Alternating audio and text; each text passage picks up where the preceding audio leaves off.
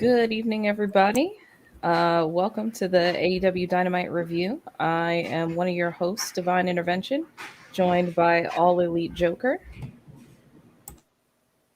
Hello. And EC is joining us this week to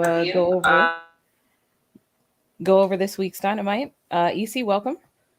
Thank you. I am so privileged to be here to help welcome you all to the AEW family. And you can loosen up, Divine. You see all nervous over there, and then all Elite Joker ain't helping. You introduced him on, and he like, hello. Like, okay, like, wow, give him something. Act like you're happy to be here. Hey, we just watched a great episode of AEW. We're talking about the executive consultant. I'm actually going to admit it here on air. We actually watched a great episode of AEW Dynamite. I'm excited to talk about it. This thing checked all the boxes you have as a professional wrestling, sports entertainment, whatever you want to call it, fan. This checked all the boxes. I'm excited to be here. All Elite Joker looks like he's excited to be here. Divine Intervention, she's ready to take us to church. Let's go ahead and do this. Let's go ahead and talk about some AEW Dynamite. I want to go ahead. How are y'all tonight? Tonight? I'm good. I'm really good. You're absolutely correct. This episode of Dynamite was a great way to kind of bring everything full circle after Saturday. Hello. Yeah, it was a really good show, like overall. Like you said, it checked all the boxes. There were some things that got set up, questions that I need answered, and a lot of good action. And that's, all I want in my professional wrestling. All right, well, let's get right into it. Before we start, I just want to make sure that we are recording that EC said it was a good episode of Dynamite. I just want to make sure. He said great. Unfortunately, somebody... this is live. I can't take it back even if I want to right now. The word was great. So to start things off, we kind of had a brief recap of Full Gear, some highlights of pretty much all the matches, and then we got straight into the action. Kenny Omega was front and center, kicked off the night with a promo, him and the Young Bucks, obviously commiserating after their losses at Full Gear. And Kenny's out of here. It seems like he is going to find himself and recenter himself. And Adam Cole was very quick to step up and say, well, you know what? It's okay. I'll watch things while you're gone. Definitely some tension between the two of them. And poor Young Bucks kind of seems stuck in the middle. Joker, what are your thoughts about this? Yeah, that was fun. I mean, we all have been expecting the eventual, fissure coming in between Kenny and the Bucks, along with, Cole. Like, the Super Click, invasion was going to be a thing, and then hopefully Mount Rushmore later on with Steen.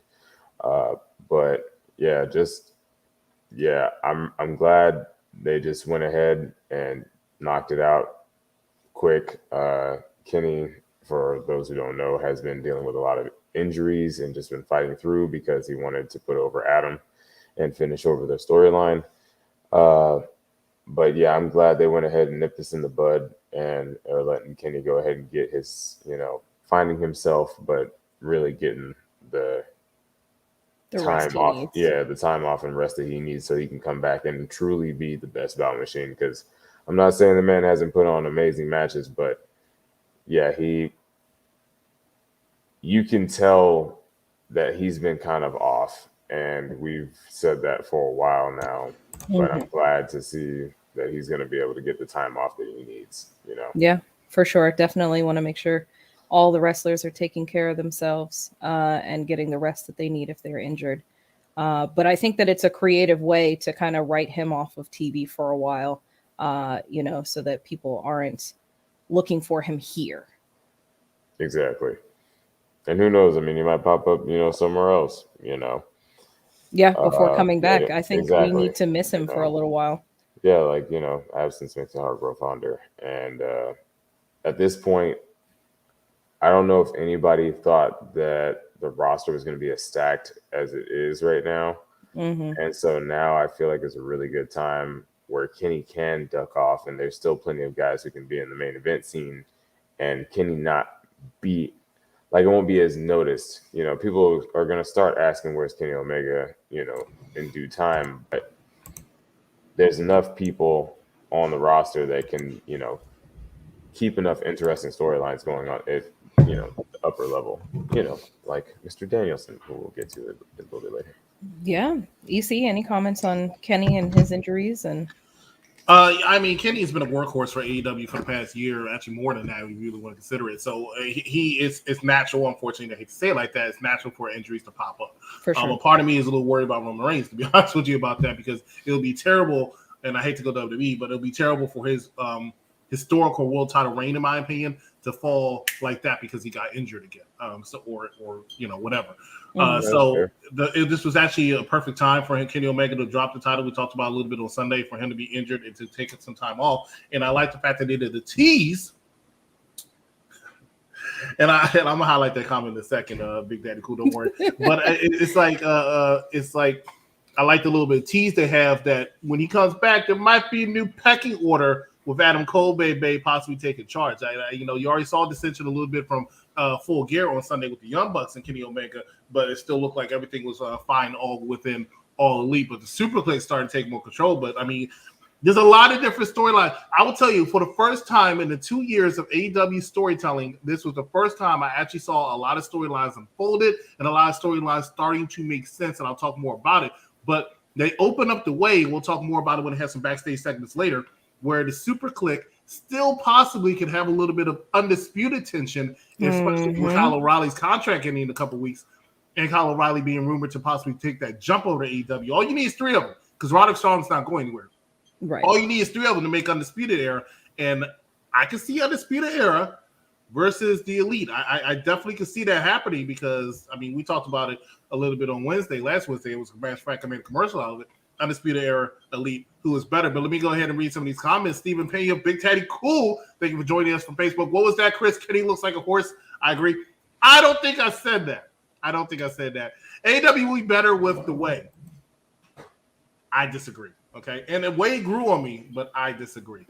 What else we got going on at AEW? We went right into the next segment. National Cowboy Shit Day. Celebrating our new champion, Hangman Adam Page. I know your absolute favorite, EC. This segment was great. He came out. Obviously home field advantage, definitely in front of his people. Definitely talked about how he earned it versus deserved winning the championship. And I think they did. I mean, 2 years is a long time to dedicate to one thing, and it finally paid off. But just as things were, getting started, he's talking about what kind of champion he's going to be. Danielson is summoned because that'll be his next hurdle to climb is Bryan Danielson. And of course, they came out and shook hands and he was congratulated, but kind of fell apart pretty quickly after that. Danielson made it very clear where he stood on Hangman and his work ethic and the excuses that he's heard from him over the past couple of months. And he definitely made his stance known. Joker, what do you think? There was a lot of fun banter in this segment between Hangman and Danielson. One thing, just one quick highlight. I always love Hangman's little banners over his nameplate whenever he comes out. I always look to see what it says because it always says something stupid. Today's was unnecessary cheap pop when he ripped open his shirt and had a Virginia for Lovers. Loved that. That was hilarious. But yeah, Danielson came out and immediately, because he hasn't been a very nice guy since he's been there. Hey, only time will tell. A bum just like Moxley. Right. We're gonna leave that alone. But yeah, Danielson. Oh wow. Right. No bias on the show. No bias. But yeah, Danielson's been kind of heelish since he's gotten there, and he hasn't necessarily been a face. He's been cheered, but I mean, his behavior hasn't necessarily been as, much of a face as kind of, I'd say, a tweener at best. But yeah, he definitely came out and definitely turned the heel up to 11, I felt like. And just, I love the little jab that Hangman threw at him when he said, beat Kenny Omega, because, Danielson made a comment about him being out there instead of Omega. He said, well, Omega's not out here because I beat him, and it was in less than 30 minutes, which, little callback to their draw. So I thought that was a lot of fun. I'm sorry. I don't need my ass kicks, and they're not disrespecting me over. So thank you so much for trying to kiss my ass right now because I let you on last night. But now you're pissing me off. They're not even pissing me off. They're not even saying anything disrespectful. Okay, relax that shit. Relax it. Enjoy the show. Well, thank you, sir. I kind of liked the fact that Danielson, kind of brought attention to to WrestleMania and what he had accomplished in other, on the other side of things. And so I'm kind of wondering if he's going to kind of transition almost into like, that person that everybody wants to be there as far as the ex-WWE talent being like that, just ex-WWE heel. And I want to see if he's going to lean into that a little bit because I could see how that could be a little bit of fun. And we already know that Danielson enjoys being a heel. So I'm kind of excited to see where this goes. And it's actually making me a lot more excited for this match, which I was already excited for the match because I like both of the people involved. But now I'm like, okay, this is going to be a little bit more interesting. EC, what about you? I know that Hangman's not exactly your favorite. Not at all. Not at all. I can tell you right now, spitting straight facts that Bryan Danielson do tonight when he came out there and confronted Hangman Page. I give Hangman Page credit. He had a good little line there, a good little zinger where he talked about the 30-minute thing. But besides that, his promos be boring, man. I mean, they're too bland for me.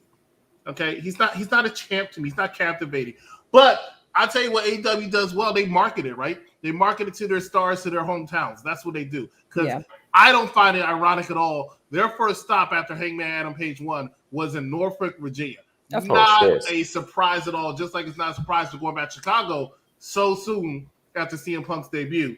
Because they know that's going to be their market now because they look at CM Punk as this era's Michael Jordan for reasons I don't understand. But Bryan Danielson, whatever you want to call him, came out, turned up the heel heat.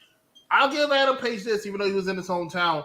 It's very hard for me to see somebody get the crowd to boo Daniel Bryan. He's that loved. Yeah. What happened here tonight. And I think he loved it. He enjoyed it. He decided to give it back to him. There was a lot of ad-libs going on. He took what the crowd was saying. He threw it back at Hangman Page. It was great. It was, dare I say, phenomenal. His match going on with Uno was pretty good. I think it was the weakest of all his matches he's had. However, at the same time, still a very good match because that's what Daniel Bryan does in that ring.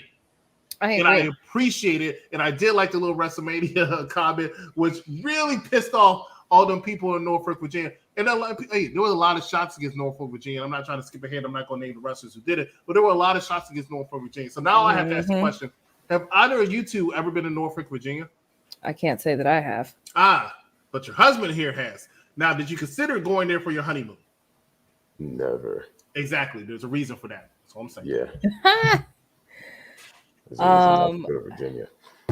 Yeah, I was honestly surprised that Danielson got a lot of boos. Hey, good to see you. Hello. Yeah, I was very surprised, but at the same time, if you're going to paint Adam as this true babyface champion, as he has been throughout this entire story, somebody's got to be the bad guy. And I know when that WrestleMania line came out, I snapped my head over. I'm like, are we allowed to say that? Are we allowed to say that on TV? But yeah, I thought this segment was really, really good. But it fed right into Danielson versus Evil Uno, which I agree. It was not Danielson's strongest match, but I think this was one of Uno's strongest match. Danielson really wasn't giving Uno the time of day in this match. I feel like he was, kind of bored, no selling his matches. The slaps in the corner were something else, and bring it.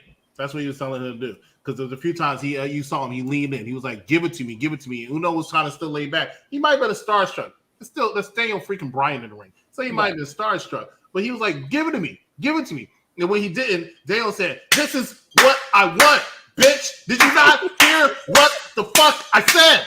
Bruh, when he was battering him in the corner, I was just like, I just saw that scene from Major Payne when he was slapping him back and forth. It was just like, Uno, come on, man. But I agree. Yeah, it was probably his it wasn't. It was a good match because Daniel Bryan was in it, but like it wasn't. Really? Come on, man. That's just come on now. I can't even go with that. There's no way I could even finagle that. Thank you. Oh, we'll get to MJF. Like, he doesn't soon. like you either, and you know it. Mm-hmm. He's so fixed. But I enjoyed the just completely unhinged nature that Danielson has adopted since he's gotten to AEW, and he could have ended it. He didn't. He just stomped his face in. Yeah, he set out to make an example out of Uno to let everybody else in the Dark Order know what else is coming. And I mean, pretty much right after this match, he gets on the mic with Tony Schiavone and says just that until Hangman fights him, he's going through every single one of those members of Dark Order. He's going to kick their heads off. Good storytelling by AEW. This gives you weeks worth of storytelling leading up to their match. I love it. Yeah, I was very curious how they were going to tie that in, because you could kind of read that was going to be kind of like an end boss situation, and Bryan would have to go through all the members of Dark Order, but because they're baby faces and Danielson has kind of been received as a baby face up to this point, I was curious how they were going to position that, and I think they did a good job. Mm-hmm. Next, after that short little segment, we went right into a taped promo from MJF right after the pay-per-view. I know. Well, he was speaking facts again. He really was. Honestly, everything that he said in this promo was pretty legitimate, talking about how, the conversation has always leaned to the Darby Allins and CM Punks as far as the best, wrestlers on the roster, and that people only said that he was good on the mic, and he came to prove everybody wrong, and that maybe it might be time. Joker, what do you think? Next AEW champion? I want MJF to be the next AEW champion, and I hate MJF's guts, but the man is what he says he is, and he is the future. I mean, there are veterans who can't touch this man on the mic. Like, I mean, facts are facts. I can't stand Max. Like, I really can't, but it's true. There's just so much that he has to offer. His ability in between those ropes are amazing. Like, his storytelling is amazing. He can build anything, I'm sorry, facts is facts. He kind of touched on that in the promo too, that he knows that everybody hates him. And honestly, by the end of the match, people had no choice but to be chanting and whatever. So, I mean, you can't deny that he's a good wrestler. Yeah. Hey, MJF is like, honestly, my favorite wrestler. Between him and Pentagon, my favorite wrestler in AEW. I think this man's a star, and I really can't wait to see him win that world title. I still feel like he is going to take that title off of Hangman Page. I think it's going to happen at Double or Nothing in February. It's just my opinion, but there was a little bit of roadblock, which we'll talk about later in a different segment with MJF, that maybe might change it a little bit. We'll see, and we'll talk about it more later. Mm-hmm. Well, last thing I was going to mention about this is the knee injury. I really can't tell if he's selling this or if he's truly, truly injured. But I guess only time will tell. We'll see next time he's set to be in the ring. Not to skip ahead, but I really feel like that injury is a little bit real. But they're going to rehab it off camera, so to speak, or on camera, so to speak, because I noticed that they said a few times in his later promo, he doesn't wrestle that often, which is true. Well, right. He doesn't wrestle that often, which means that he doesn't need to wrestle to be relevant in that ring, which is true. He's good on the mic. And he does. He said it in the promos. So he'll be out there and just rehab it on camera, and you won't really notice. Kind of like what they did with Ricky Starks, because, when he had his injury, Cody and them got him to just go out there and keep himself relevant. And so that's what he did. He grabbed a mic and tore it up, made everybody know who he was. Made him much better, because I was not a fan of Ricky Starks before that, but now I'm a fan of Ricky Starks, and I can't wait to talk about him a little bit later too. Like I said, hit all the checkpoints for me. Ladies and gentlemen, you're watching Unpopular Review, AEW Results Edition, Divine Intervention, All Elite Joker, your special guest today, the exec consultant. We're celebrating 3 years, ladies and gentlemen, of Unpopular Review. Stay with us. We'll be right back after this brief commercial message. You're watching Unpopular Review. The Ultimate Fan, you was talking about earlier, you was mentioning the Jacket Time. That's the name of the name. Fucking Jacket Time. See, I hate this shit. So let me fucking talk for a minute. So I kid you not, I was watching this match and I saw myself getting angry each and every fucking moment. And as I was watching this match, there was nothing like. So they go against the Creed brothers, right? And I said, nah, the Creed brothers really need to wreck these dudes. Like I said, these dudes should beat these guys' asses so badly, and then after that, eat them, because this shit was stupid. I don't know why they called Jacket Time. I feel like fucking what's his name? Kushida deserved better. I never was a fan of Ikiman. I made him sound like a goddamn Digimon, and I'm sitting there going like, I don't know. I'm just all over the place. I'm sitting there saying nah, I can't. I kept saying nah, and I was getting ready. Kept saying nah. Ladies and gentlemen, you're watching the AEW results of Unpopular Review 3-year anniversary, and we're taking guests. So you feel like coming on, just send me a message, and we'll talk about you coming on. But hosted by Divine Intervention up there, as well as All Elite Joker. Special guest, the executive consultant. Let's go into the next segment of AEW Dynamite from tonight. Next up, we had Eddie Kingston talking with Tony Schiavone backstage. Poor Eddie can't seem to get a word in edgewise. Every time this man gets in front of a mic, somebody's got something to say. 2.0 and Daniel Garcia came in very swiftly to interrupt, just straight into the camera view, talking about how Eddie is just going to be complaining and bitching the whole time. But, that Eddie didn't, Garcia lasted longer against CM Punk than Eddie did. And Eddie didn't take too kindly to that. Eddie retorted he has no respect for somebody who lets grown men call him their son. And it's really just two New Yorkers ready to square off on each other. Joker, I know Eddie is a personal favorite of yours, so I'll let you start off. This is amazing. Yes, I love Eddie Kingston because Eddie Kingston makes me care about every match that he's in and a part of. Yeah, you had 2.0 and Daniel Garcia coming in and wreaking havoc as usual. I didn't know if Eddie was making a jab at that or making a jab at the fact that people say that they do a lot of interrupted interviews. I also noticed the only person I know that gets an interview in usually is Britt Baker. She's like one of the only people that always gets everything she needs to say. Well, that's Tony's best friend. That is a really good observation that I never noticed before. But you are right. Most of the time the women will get their full promos out rather than the males. The males never usually get their promos done, but the women usually, because Jade gets her promos out. Britt's always standing backstage getting interviewed, but no one ever comes and bothers her, So let's notice that this evening. She also doesn't wrestle that much. Yeah, because she doesn't have to. But yeah, Eddie, I'm excited to see him beat down Daniel Garcia. We already know Daniel Garcia can take a hit. He's a very technical wrestler, so I'm interested to see how this goes. But, Eddie's a brawler. He said he's going to fight him. And when Eddie says he's going to fight him, he's just going to beat the living hell out of him. So I always enjoy that.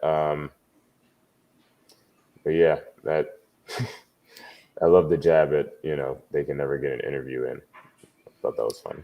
Yeah, I mean, this match is pretty much set to redeem Eddie after the match with CM Punk. It's short and sweet. Lost 2 pay-per-view matches in a row. He needed this one.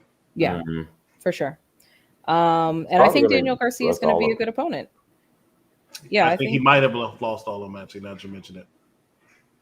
Yeah, wow, yeah. Because the one before that, it was him and John Moxley versus, who was it, Young Bucks, and I think they lost. Mm-hmm. And then before that, it might have been when he fought.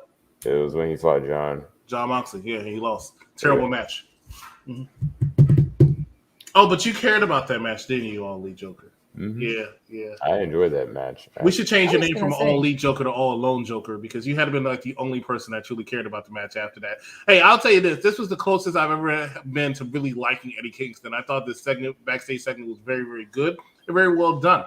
And I mean, growing up where I grew up, Eddie Kingston was actually really gangster, and I liked that. So I did enjoy this segment. But and then with the capital off, the line that made me really, really, really chuckle out loud. I didn't LOL, I COL'd. was when he said I'll be in catering. That was just great. So I give Eddie Kingston that one. I was like, you know what? John might be right for us. That's what I said. I love Eddie. Like, it's just the small things with Eddie because he's just throws that little again. stuff. Listen, he's about to go on a rant again. I'm just saying, he's so great, man. Like, he's so good. I can't wait for him and MJF to just go back and forth on the mic. It's going to be beautiful. And that's two different sides of the New York coin. I'm very interested to see how that plays out when that eventually happens. But next up went into another match, Butcher and Blade of the HFO against Orange Cassidy and special guest from New Japan, Ishii. This match was actually really good. It drew a lot from the Japanese style of wrestling, a lot of in-ring storytelling, some no selling to kind of build to an eventual finish. And I think that they did a great job. Ishii was billed as this monster who can take a bunch of punishment, and one chop to the chest is like 10 of the Butcher's chops. So Cassidy took a lot of work here. And I mean, Ishii was supposed to win as the guest. I think a lot of the New Japan stars that have come through have kind of taken the loss, but I think to build to the eventual Okada reveal, we got to have some wins for the New Japan stars. Joker, what are your thoughts about the forbidden door being kicked open? You enjoy Eddie. Eddie's amazing. I also want to know what happened to Bryan Page. He's probably trying to get in WWE. Anyway, Tomohiro Ishii, huh? Don't want him. Nah, hey man, it doesn't care what y'all want. It cares what Vince wants. So Tomohiro Ishii had a beautiful showing here. I don't know about everybody else, but I've been enjoying all of the indestructible old Japanese men that have been coming to wreak havoc in the AEW rings. They showed him off as like an indestructible monster, and like him no selling the Butcher made me like pop right off the bat. Like, he came out looking like a beast, like he always has, and just I was excited. So to see Cassidy take all the punishment, take most of the heat, the splash that he did on the Matt Hardy was fun. I don't know why we are still pushing that, thing, but hopefully just Okada comes soon.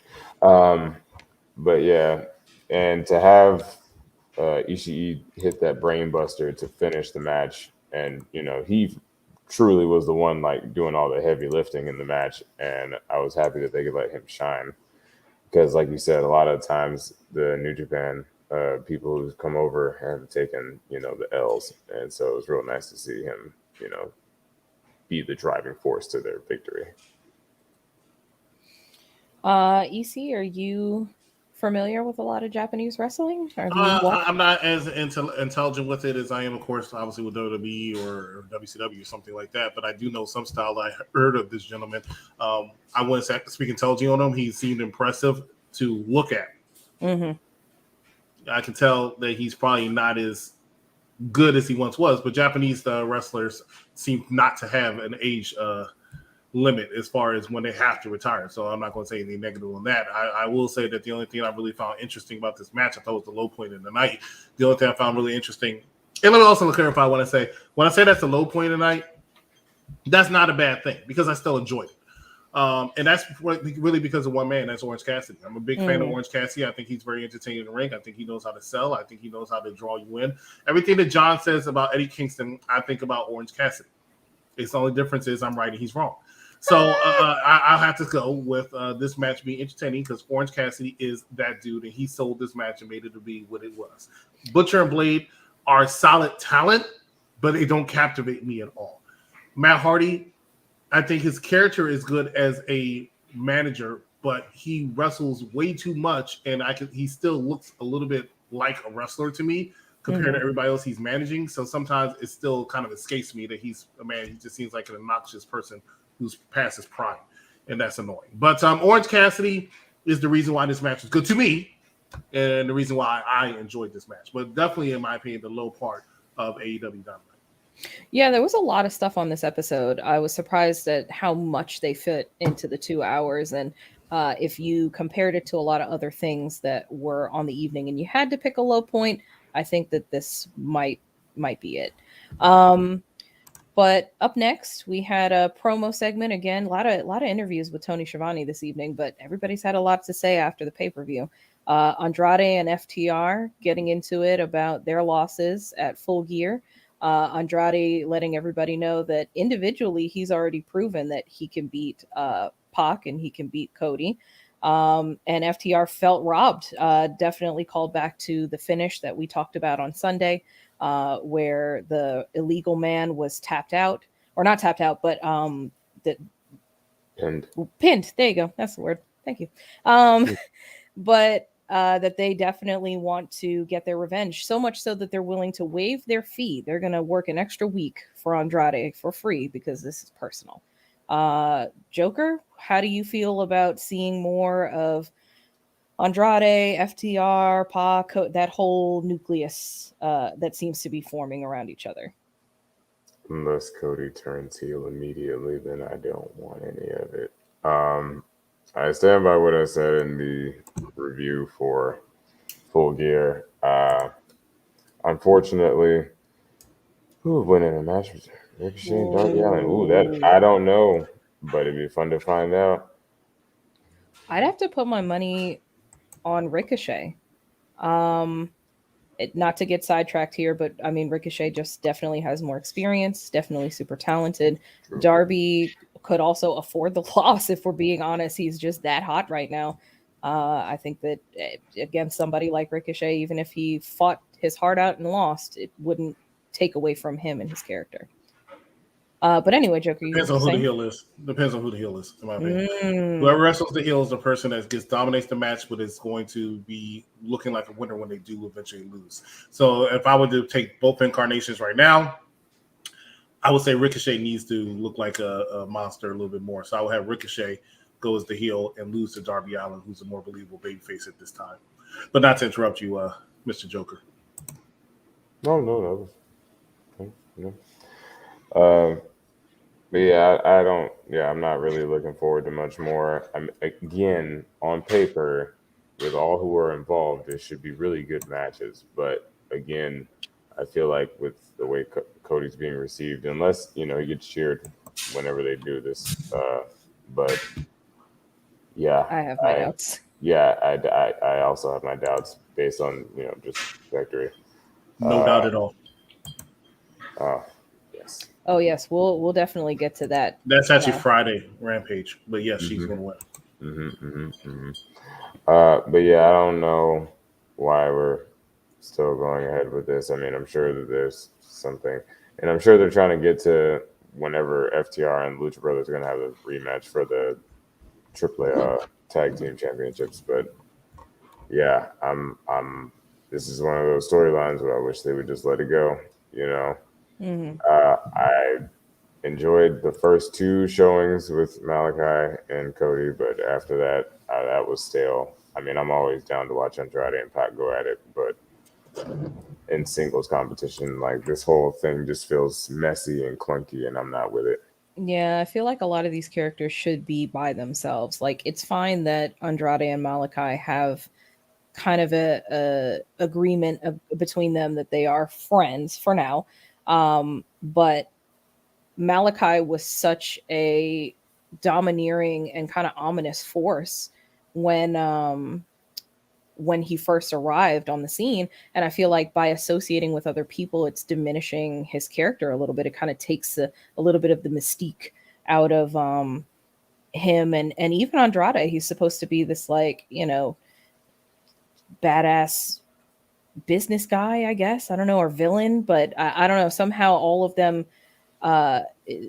coming together isn't adding up for me. And it's a shame because individually, I think they're all super talented.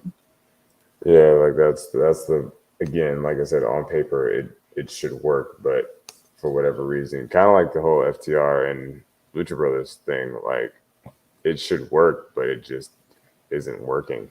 And I don't know why. Like,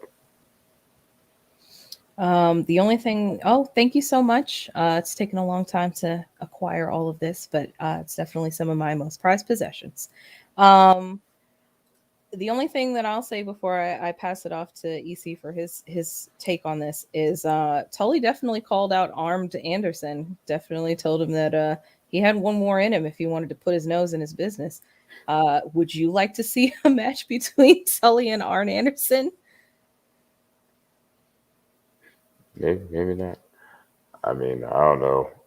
I like, we know Arn can still pop off at least one spine buster before he has to roll out the ring. And Tully's already done, a little something with FTR. Mm-hmm. So, I mean, I don't know. I feel like it would. I don't want to see it. I'm going to be cringing the whole time. I'm just going to be like, please don't break the old men. And then if they're both in the ring together, I'm like, please, old men, don't break each other. You know what I mean? Like, right. I think some shenanigans on the outside, like if you want to have somebody pull a move on somebody else during the match off the side, that's one thing. But like a whole match with the two old men, I don't know if I really want to see that either. Especially since I've watched so much stuff of them as they were, and I don't want to see that. That would just break my heart. What about you, EC?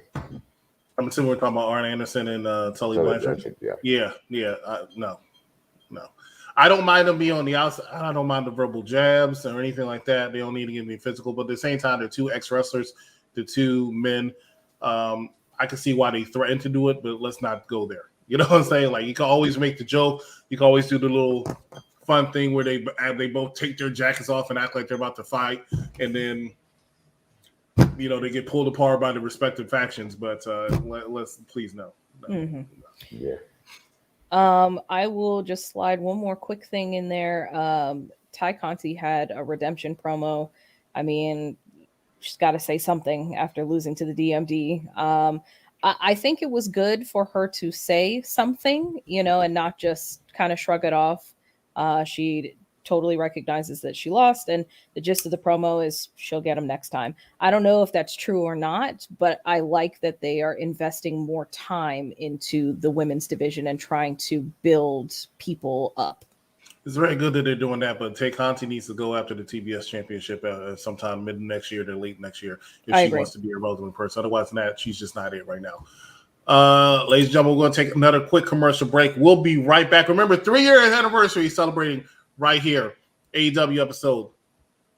Stay with us. Listen, everybody on Team Raw is a former world champion. Rey Mysterio, Seth Rollins, Kevin Owens, Finn Balor. But there's one dude on the team that isn't a champion, and that's Dominic Mysterio. And so he said, tonight you're going to fight somebody to earn your spot onto the team. I thought this was brilliant. And we get the return of one of my favorite guys, my man, Bobby Smashley. Wrestling Doll, do you know why we call him Bobby Smashley around here? Because he likes to smash the crap out of everybody through the ring until he can't no more? You're absolutely right. That's one of the reasons, but really, the real reason is that he was sleeping with Rusev's wife, Lana. So, when you put the tools to somebody, you smash. So, yes, my man, Bobby Smashley. Not Bobby Smashley, please. Oh, yeah. That's the funny thing is, Steven, that's one of the reasons Steve and I actually met. It's because I was at a bar and we were watching wrestling. He just kept saying, Bobby Smashley, my man, Bobby. It was crazy. Ladies and gentlemen, watching AEW Results Unpopular Review, celebrating 3 years. I'm the executive consultant. Joined today, of course, your normal host for AEW, Divine Intervention, All Elite Joker, doing a fantastic job. I'm just a special guest. We have a special guest with them every single week from the UPR team. Next week is actually going to be the Wrestling Doll, who you just saw in that lovely commercial. Who will be joining with them next week on AEW, and in 2 weeks, Captain Shakespeare. But today, the executive consultant and I was dreading all week about doing this episode. I was like, oh my God, am I going to stay up? Am I going to be bored out of my mind? Am I going to see a bunch of bullshit from All Elite Whackness? But I did not get to see that tonight. I actually enjoyed this episode, and I'm excited to talk about it. So what's the next segment that we had going on in AEW? Next segment after Ty Conti was Dr. Britt Baker, DMD, again with her best buddy, Tony Schiavone, promoting Jamie Hayter's bracket match for the TBS Championship. Have a good night.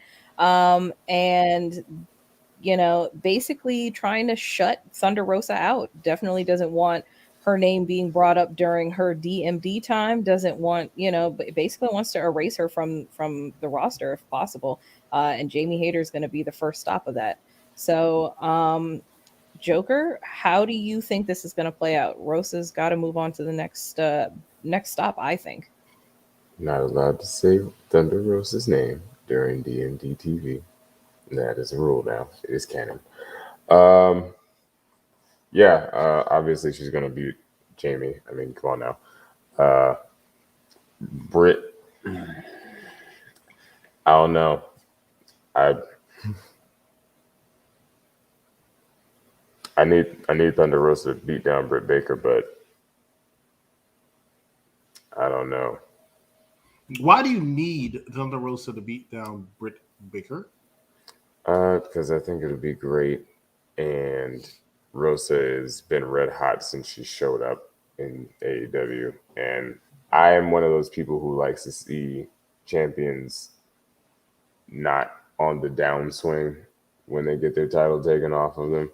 And I'm not saying that Britt's at a downswing or anywhere, but before we take one, I'm just saying.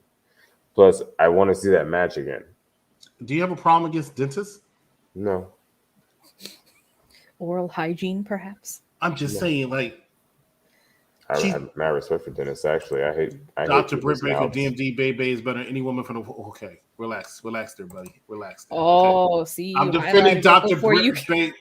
Yeah, that's the problem I had with Elvis sometimes. I'm defending Dr. Britt Baker's honor, but she's not better than every single Four Horsewoman member. It's just no way in hell. But she's the hottest thing in AEW, woman-wise. Arguably, of both genders. The hottest thing. DMD. You would put respect to her name. You do not want to see Thunder Rosa. I don't even know why we're talking about Thunder Rosa. We don't talk about... Did you not hear her earlier tonight? We don't talk about her on the show. It's not DMD TV, so I'm allowed to say it. She lives... Her office is 15 minutes down the street. Okay? So it's DMD TV. By proximity. Exactly. Fair enough. That's the good thing about living in Florida. Almost every wrestler's living around here. I think Rosa will get through this round just to... Obviously, she is also very hot in the women's division right now. I don't think that she obviously wins the TBS title, since it is kind of speculated that she'll be the one to take it off of Britt eventually when that time comes. So I wouldn't put her too far into the TBS picture, but I think whoever beats her, like Jade Cargill, needs to have an opponent where it really means something that, she's beaten them, because Jade is fabulous. I love Jade. I would let her step on me, but I would think that it is time for her to start getting some wins over people that are significant to the division and really start solidifying that she is that bitch. Well, the way she solidifies that is by winning the TBS title. She's my pick to win. That's a good pick. That's only because I want her to win. The way she talks about what TBS stands for, and it's to celebrate their moving to TBS. I mean, it just makes sense for her to have the championship. For sure. Thunder Rosa could lose this tournament just by getting costed by Dr. Britt Baker. Yeah. So it doesn't really hurt her, and it propels her back into that title picture. For sure. Because right now, after Tay Conti, who's your next challenger for that that AEW Women's World Championship? I mean, when you really think about it. Yeah. She already beat Ruby Soho. She just beat Tay Conti. I mean, was going after the bunny? Like, no.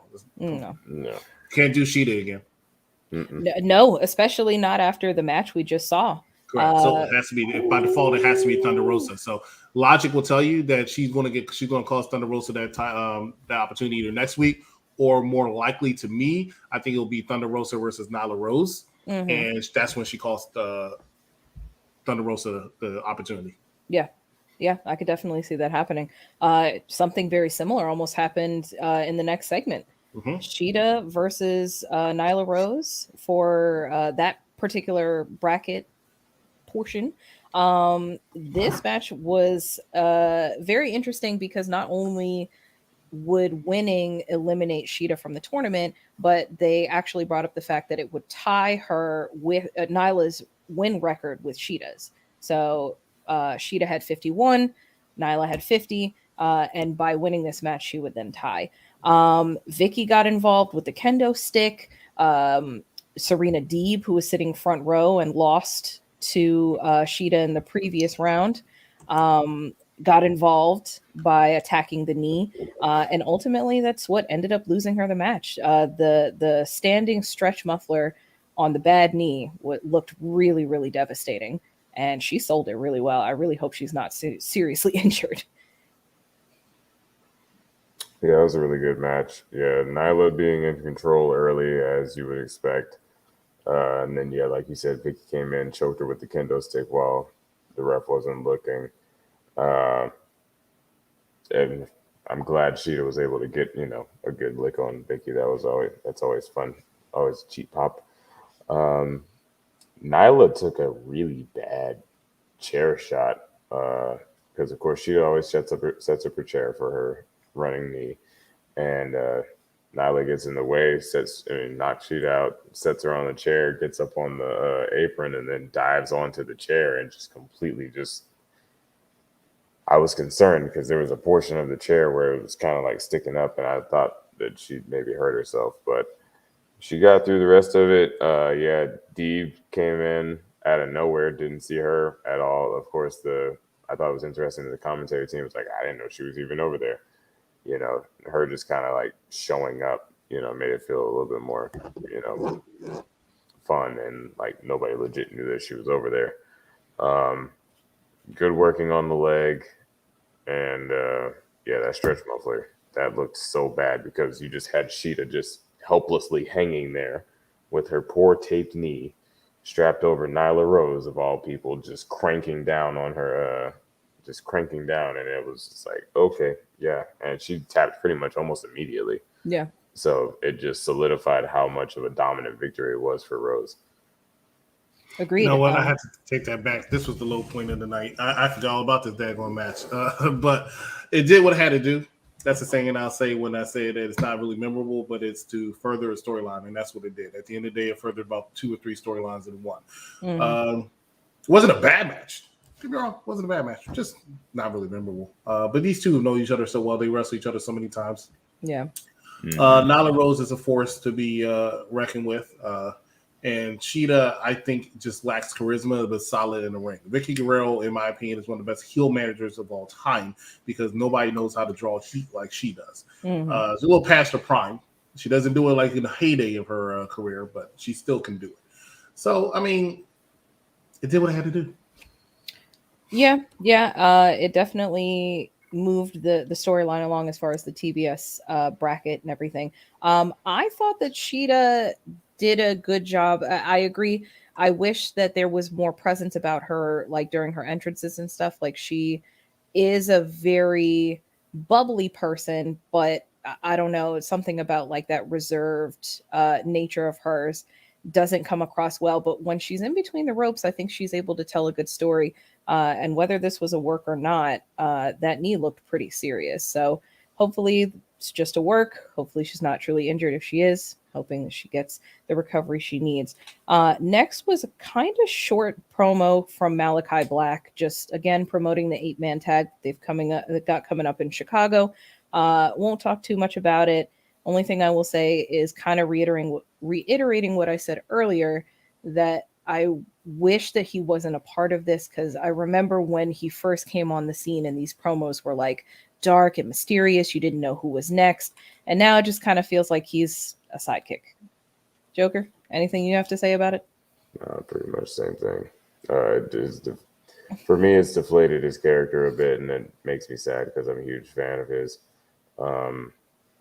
Yeah, I agree. I wish he wasn't a part of this. I wish we weren't doing this at all anymore. But I already said what I needed to say earlier on that whole subject. Yeah. Next, MJF's promo part 2. This time he is live and in person, ready to tell the people of Norfolk, Virginia about themselves. Sean Spears gets on the mic and tries to get everybody to quiet down. Brings up the fact that he could put any of their heroes down, MJF, with a side headlock. And kind of drawing back to how he finished off Darby at the pay-per-view, which I thought was pretty nice. Seems like everybody's kind of tying in what happened at the pay-per-view, which I think is very important. Definitely made a jab about a potential bidding war in 2024. Probably when his contract comes up. Max is always known for stirring the pot. Talked about Hangman taking a cowboy shit on his title reign, taking the horse to the glue factory, you name it. Any cowboy pun, he definitely threw it out there. But what happened next, when he made sure to tell everybody, hey, there's nobody in the back that can, mess with me, here comes CM Punk. Joker, how do you feel about MJF versus CM Punk? Yeah, before I get to that, the promo beforehand was outstanding. Like I said, as much as I hate Max, I can't deny the man's abilities. The bidding war in 2024 line made me laugh. I thought it was all again fun for the future booking. The fact that Wardlow was kind of off in the back corner of the ring, while Spears and MJF are right here. MJF, of course, was out front because that's where he belongs.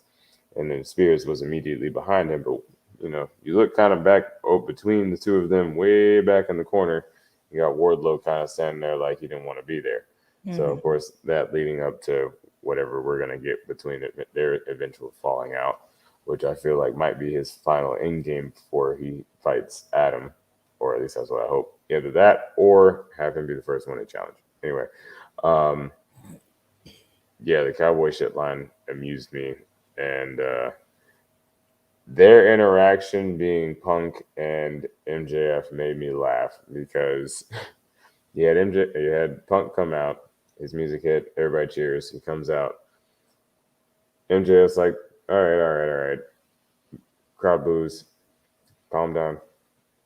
He introduces himself, puts his hand out. Punk looks at his hand, laughs in his face, and then turns around and leaves. Mm-hmm. Music plays again. I don't know why it amused me so much, but I feel like it's like one of the first times someone hasn't played into Max's bullshit. You know what I mean? Mm-hmm. Like he's not entertaining it at all. He's just, okay.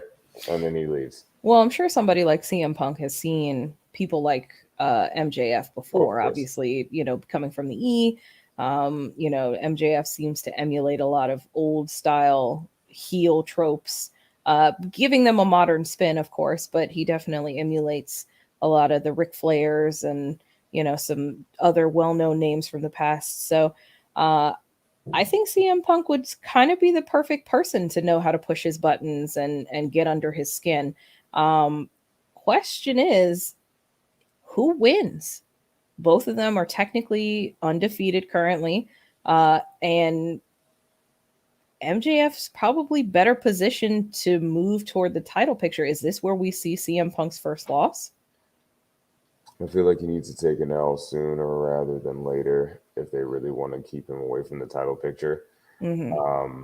And who better than Max? Right. And what better ammunition, because he doesn't wrestle often, you know what I mean?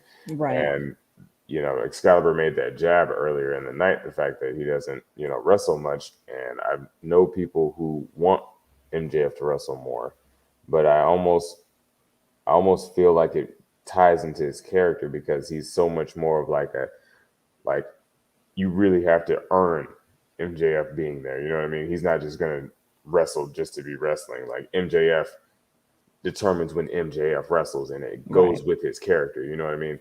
Right. Like you don't get that cocky, I can beat anybody and I do attitude just wrestling every night, because this way he's always in tip-top shape. If he did truly hurt himself in the Darby match, like EC said earlier, this gives time for him to build to the next fight. I'm assuming, of course, with CM Punk, which I feel like this will be his first L. And I don't know. Maybe have him go through a couple of guys from the Pinnacle before, maybe, or have him fight Wardlow or something. But like, yeah, MJF. I don't think so. I think this will be the first time that MJF wants that notoriety for himself. I don't know if he'll put other people in CM Punk's way. EC, what do you think? What are your thoughts? I disagree. I don't think he's going to put him in his way also, simply because of the fact that it will resemble too much of what Daniel Bryan's about to do with the Dark Order. I will agree that this, once I always have to clarify, I don't have any inside information on this, okay? What I believe, or how I would write it, is CM Punk does take the L, much like All Elite Joker says, right? Because CM Punk can afford to take the L to MJF and puts MJF to another stratosphere even higher than he is right now, to prepare him to go after the world title. CM Punk can recover, and then after MJF wins that title, CM Punk can begin his build back to going after MJF to try to avenge that loss. And that's the story there. It kind of writes itself. Because like I said, Punk will be fine. Punk will always be fine taking the L to MJF. He can't go out there and take an L, and no offense to any wrestler there, but Colt Cabana. It's funny how you said Colt Cabana with CM Punk, but I wanted to have him take an L to Colt Cabana, but MJF is on another level. Right. And like I said, for any doubters left in MJF's camp, oh shit, he just beat CM Punk. Hangman Page might be in trouble. Guess what? Hangman Page drops that title. CM Punk comes back and says, I've beaten pretty much everybody since I've been back, except for you. You know, odds are you cheated to beat me. You know, storyline writes itself. That's why I said, and I think they dropped the seeds with it already, because CM Punk basically came out there and said, shut up, I don't respect you. So I remember, I think last week y'all had a conversation when somebody referenced the Aleister Black Velveteen Dream thing, acknowledge me. This could be somewhat along those lines. MJF just once. That's why Divine Intervention, you hit the nail on the head. Don't put anybody in front of him. I want that. You need to. I said, Maxwell, and I offered you my hand, and you didn't shake it. You basically laughed in my face and walked away. Yeah. Come on, are you serious? Yeah. It is the fact that CM Punk didn't say anything makes you even more curious of what's going to happen next week. Yeah. What's going to happen the week after that? It's the storytelling is being told. It stretches things out. I love it. I'm here for it. Not just because I'm a big fan of MJF. CM Punk, I'm actually a fan of, but I think he's overrated. I think he's a fucking crybaby. But I respect the man and what he does in that ring. All right. Well, couple promos back to back here. We'll keep them kind of short. Darby Allin had a promo again. Tony Schiavone, very busy man behind the scenes. Definitely kind of, again, revisiting what happened at Full Gear. Reaffirmed that Max did not break him mentally, even though he did lose, and that he still wants to fight. He wants the biggest and baddest. And Billy Gunn, of all people, answers the call. Kind of an interesting choice. I know that the Gun Club has been an integral part of the empty arena era, and they've kind of paid their dues. Do you feel like this is their time to shine, their 15 minutes of fame, if you will, Joker? Yeah, probably. Again, I feel like Billy's just here to promote his sons, who are lackluster at best. I enjoy Austin in the ring. Colton. Yeah, Colton. Yeah, Colton, I could do without. Austin's a little bit more fun to watch in the ring. I feel like he's better in the ring than Colton is. And of course, the turtle thing made me chuckle a little bit. Yeah, I don't think Austin's ready to cut promos, but he's definitely got a good couple quips in him. Yeah, like he definitely need a lot more polishing. I don't know. Maybe for like a Rampage, program. Yeah, for sure. Well, fortunately enough, this match will be on Rampage, so definitely delegated to the right show. Next, I'll kick this one to you, EC. Super Click promo. They're sick of Jungle Boy, Jurassic Express, Christian Cage. They're upset that Jungle Man came after Matt Jackson's life with the concerto, even though he definitely was out later on in the night. Young Bucks are not cleared to compete, but Adam Cole and Bobby Fish are going to take care of business on Rampage, and that is, well, we don't say that on AEW. Your thoughts, EC? They're sick of God knows what. I'm sick of this angle. I'm sick of this storyline. I'm sick of these people. They're almost as bad as the Malachi Black, Cody Rhodes thing. It's just like it's going on too long now. Because they've been feuding ever since Adam Cole's been back now, baby. Stop. Let's end it. But this is, once again, good storyline telling at the same time, so it's a little hypocritical because I still say this is how they're going to drop that undisputed angle, so to speak, with the Super Elite. They can go either way. Because on Friday at Rampage, after I make both of you cry for a video game I beat y'all in, I will say that what can happen is Adam Cole, baby, and how many fish could Bobby Fish fry if Bobby Fish could fry fish beats Jungle Boy and Luchasaurus, where Adam Cole, baby, and the Young Sucks did not. Yes, I think that's going to be very interesting. Right, yeah, I agree. And I thought, Joker, it was very interesting that Adam Cole referred to Bobby Fish as one of his best friends. Because obviously he's very much aligned with the Young Bucks right now, but he definitely made sure to throw out that Bobby Fish was his best friend. And Bobby Fish definitely tried to make sure he said, and then the Young Bucks cut him off again. That's the second time in a row the Young Bucks cut them off from having any kind of line saying undisputed. But we already know they can say undisputed on air. Why? Because they just said WrestleMania 2 hours earlier. Right? If you can say WrestleMania, you definitely can say undisputed. Okay? Right. So, I mean, WrestleMania is the most known entity in wrestling. To the casual fan. You may not know who, I'll even say Roman Reigns. You may not know who Heyman Adam Page is, and that's not a shot against either wrestler, but everybody knows what WrestleMania is. Yes, that's for sure. All right. Well, next match of the night, Acclaimed versus Lio Rush and Dante Martin. I'm here for this. I'm sure you are. The Acclaimed. I'm sure you are. They made sure to definitely made sure to throw up the sign. Of course, their rap, telling Dante Martin to put a little bass in his voice because he sounded like a little bitch. Talking about how they're virgins. Definitely told Lio Rush he was better as a manager. I agree. I agree. Trying to take as many little digs as they can. Dante was having none of it, gave a dive before the match even began. I don't know. I really like seeing the two of them together. I wasn't sure about this tag team to begin with, but every week that I see them together, I think that their styles are very complementary to each other. And I'm happy to see Lio back in the ring. Joker, how do you feel about this match?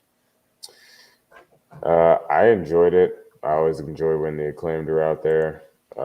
And then Dante and Lio are just going to be ridiculous. I'm wondering how much longer Darius is supposed to be out because it seems like they're turning them into like a legitimate tag team. Yeah, they had music and all sorts of stuff. Exactly. Yeah, their outfits are matching more, the entrance music and everything. So I'm excited to see. And then like in the very beginning, they had that ridiculous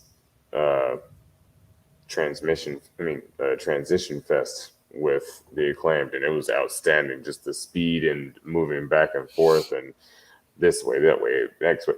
The speed in which Lio Rush can move is just crazy.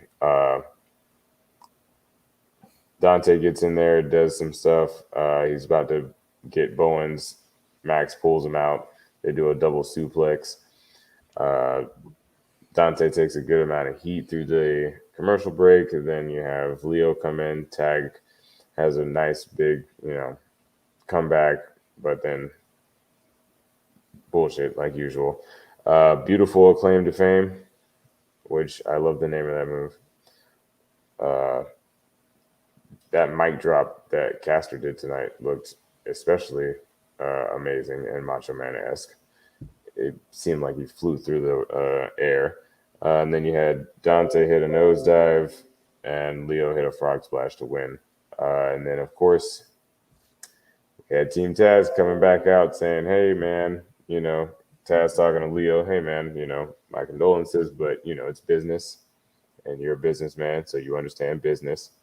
And then they started addressing Dante, and you had AEW Starks come out here and start doing what he does best, and that's talk. And I'm kind of enjoying this because I need Ricky Starks on my television as much as humanly possible.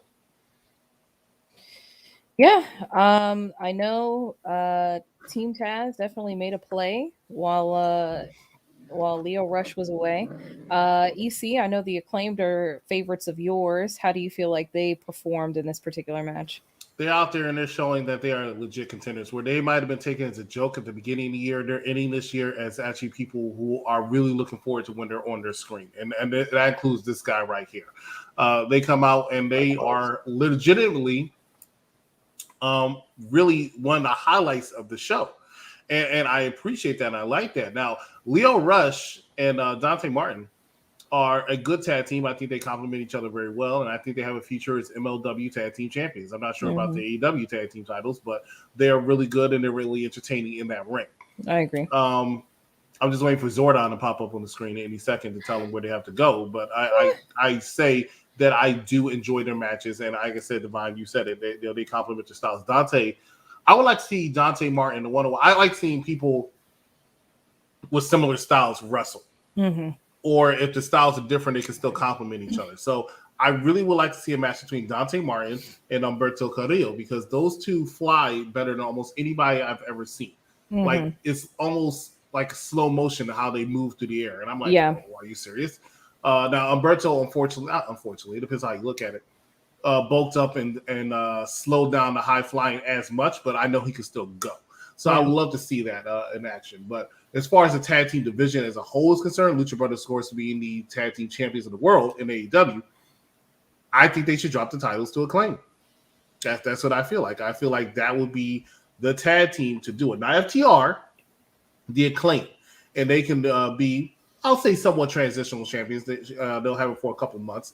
But imagine the mic work that Max Caster will have if they have those tag team titles for a while. Imagine the type of promos and raps he will write when he comes out to that ring against those opponents until they eventually drop it to LAX. That's the story once again. And I always say write stories. That's what I do in the business. I just write stories in my head. Sometimes it works out, sometimes it don't. But if I were writing it, that's the direction I would go at this time. But as far as Team Taz is concerned, big fan of Ricky Starks. He's the only thing that's interested me in Team Taz. I think that man has a future as a mid-card champion, but he is very entertaining. Yeah, for sure. Also, 1 year anniversary of Powerhouse Hobbs joining. Nobody cares. Oh, come on. Nobody cares. Hobbs. He's a Powerhouse Hobbs. What has he done? boy. What has he done? What has he done since joining Team Taz?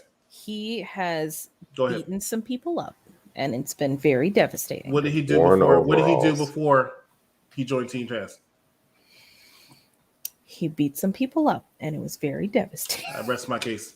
No one cares. He's got a really good spine buster. That's all I got. Look, man, he's got cool overalls. You can't deny that. Power stuff. Mm-hmm. Anyway, I'm Divine Intervention with Unpopular Review. This is the AEW Dynamite review. Stick with us, and we'll be back after this commercial break. Let's talk about these releases again, okay? Mm-hmm. This year alone, you've had, I don't know where I saw this from. It's not mine. That much I know. It said, fuck the Madden curse. What about the NXT curse? Because you got Andrade, you got Malachi Black, you got Adam Cole, Keith Lee, and now Karrion Kross, the last 5 champions minus Samoa Joe, who only came back to get Karrion Kross over, who you haven't seen since, all gone from the company.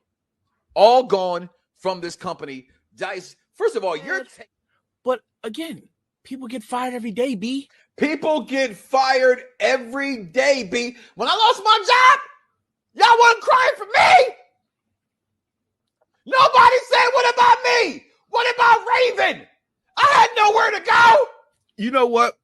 You know what happens? When I remember when I was like 16, 17, I worked at McDonald's. Mm-hmm. And they... Welcome back, everybody.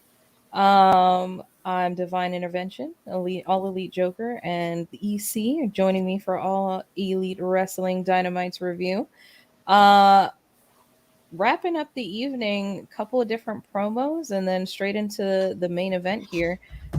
Jurassic Express and Christian Cage had a response promo to what the Super Click had to say earlier about their match on Rampage. And honestly, I thought this was probably some of Jungle Boy's best mic work. I think that he's definitely been learning under Christian Cage's tutelage.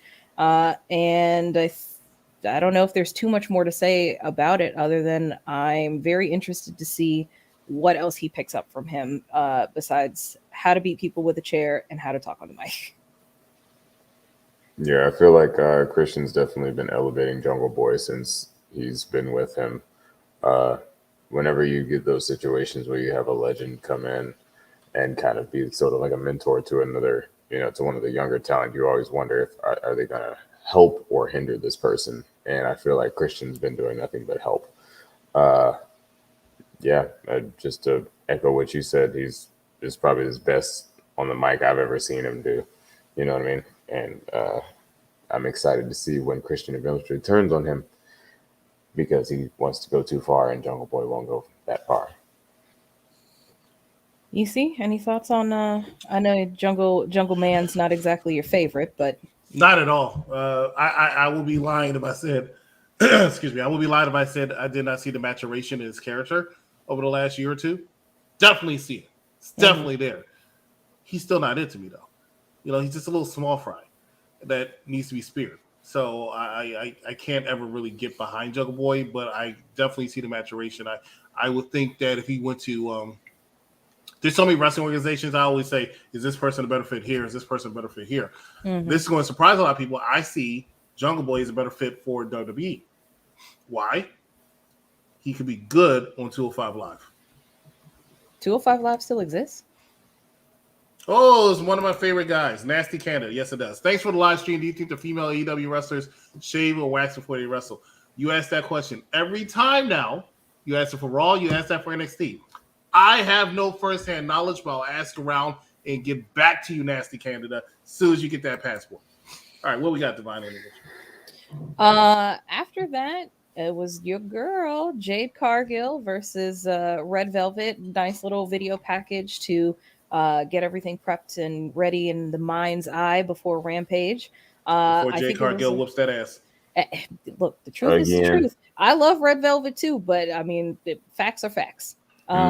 I think it was great that they kind of recapped their history and kind of brought it full circle. I think it definitely feeds into the storyline here. But yeah, I think at the end of the day, it's written on the wall who's going to win. It's very obvious. Look, two of the most beautiful women in AEW going at it this Friday. Oof. I can't wait to see these two go at it and wrestle too.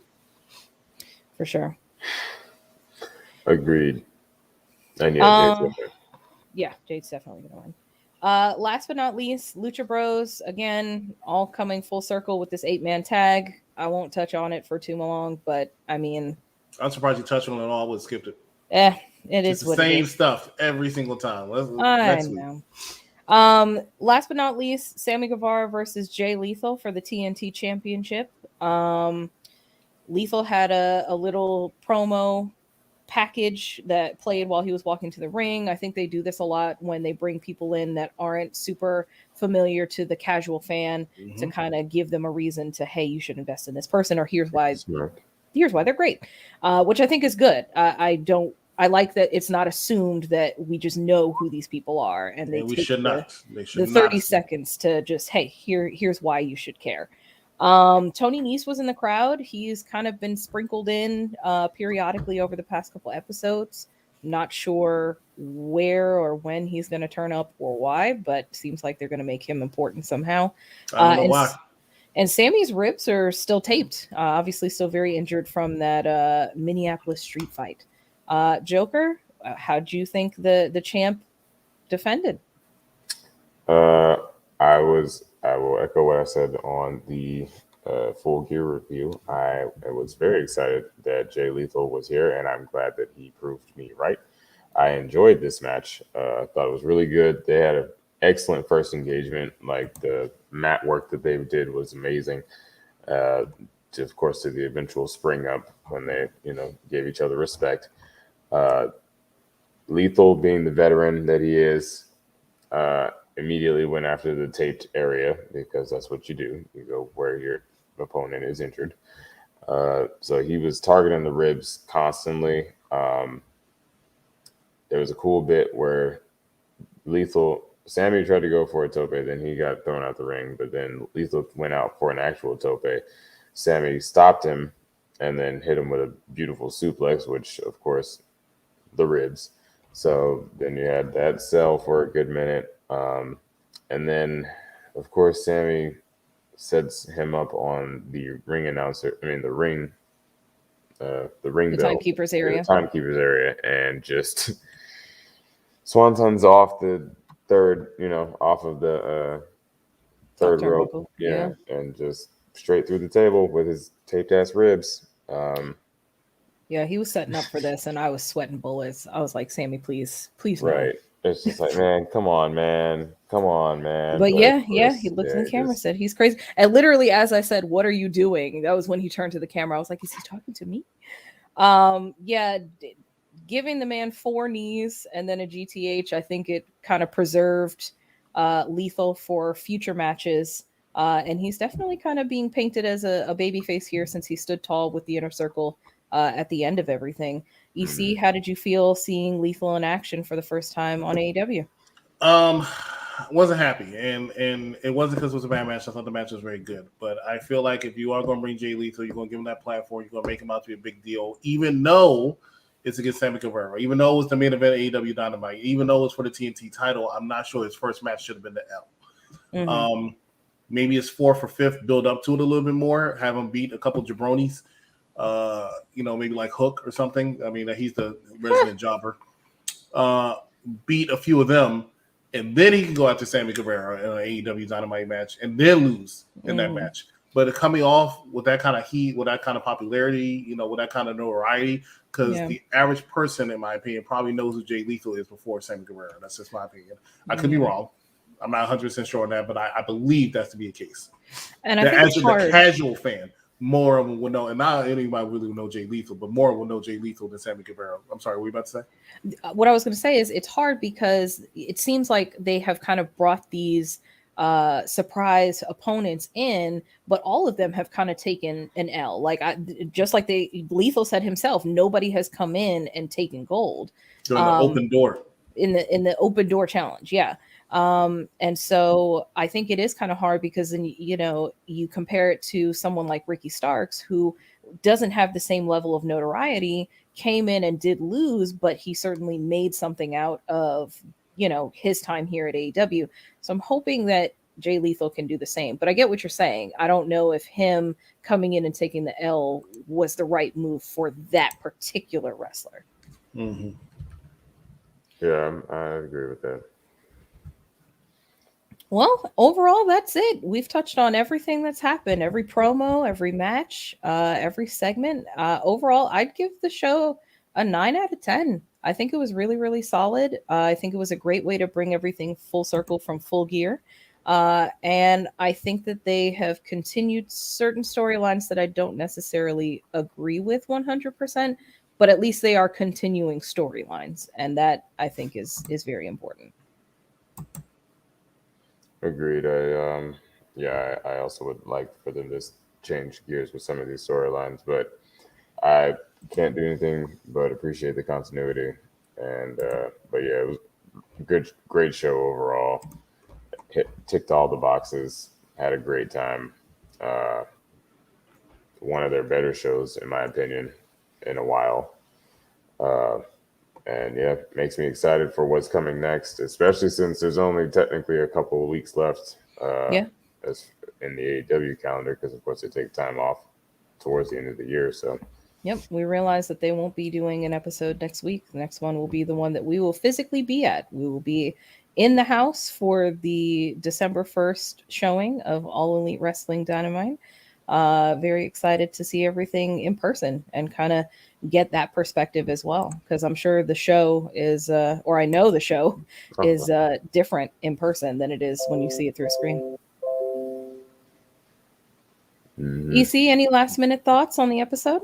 I said at the beginning, I thought it was actually a very good episode. I was really surprised, and looking forward to the future. Maybe this will be an upswing for AEW, which I thought AEW has been kind of lackluster lately, but now I see a change in the guard, and I think some big things coming ahead. Agreed. Agreed. Well, thank you guys so much for joining us. This has been Divine Intervention, All Elite Joker, and the Executive Consultant for Unpopular Review. That's so cute. That's so cute. What? I was going to see exactly what you were going to do just now. If you were going to how you're going to close out. That was a test, right? So I got it from here. Did I pass? No, but I didn't expect you to. I didn't expect you to. It's fine. So, ladies and gentlemen, thank you so much for watching us. Please make sure that you join us every single Monday at 6 o'clock p.m. for Mike Knox Around the Blocks for the intelligent wrestling fan. Immediately after Monday Night Raw, join myself as well as Big Daddy Cool. Let's bring you all the action of Monday Night Raw.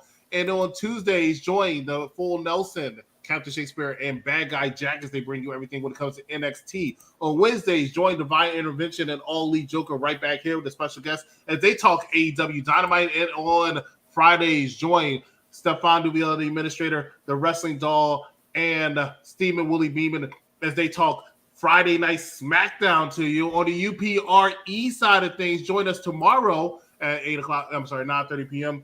for a review of Wild Wild West, starring Will Smith. Movie came out what year? I do not remember because I try to forget about this movie. But they're going to talk about it tomorrow at 9:30 p.m. And, of course, every single Wednesday, they talk, happened shortly before this episode, they talk about the MTV's The Challenge, Spies, Lies, and Allies that stars Captain Shakespeare as well as Mike Knox from Around the Blocks. And then this Friday, normally on Saturdays, but this Friday it's going to be a review of Squid Games with See the Superior Bad Guy Jack as well as the Mark Victor Rodriguez. And then next Tuesday, our Spider-Man franchise continues as we talk about Spider-Man 2, and that'll be myself as well as Bad Guy Jack will be joining us as special guest, along with E-Boogie and well as James and the Mark Victor Rodriguez. All that, all the movies, all the TV, all the entertainment you find on our YouTube channel at UPRE, the sister channel of this channel, which is Unpopular Reviews. And, of course, coming out in a couple weeks is actually our new gaming channel on YouTube, UPRG, which will be called Unpopular Review Gaming. So stay tuned for that. Thank you so much for watching us for these 3 years. Our anniversary show is going to be live in living color this weekend as I'll be in New York celebrating with half of the crew. So I'm going to see these two on Atlanta, actually. So we'll take a picture or something on that coming up in a couple of days. But now, Divine Intervention, you can take us home. I can see why I failed. For Divine Intervention, almost everybody does. Trust me. I swear to God, it's a lot. It's a lot. So that was a lot. I'm sure you had a prompt. You had to. For Divine Intervention, All Elite Joker, and the Executive Consultant, thanks for joining us for All Elite Wrestling, AEW Dynamite. This is Unpopular Review. Have a good evening.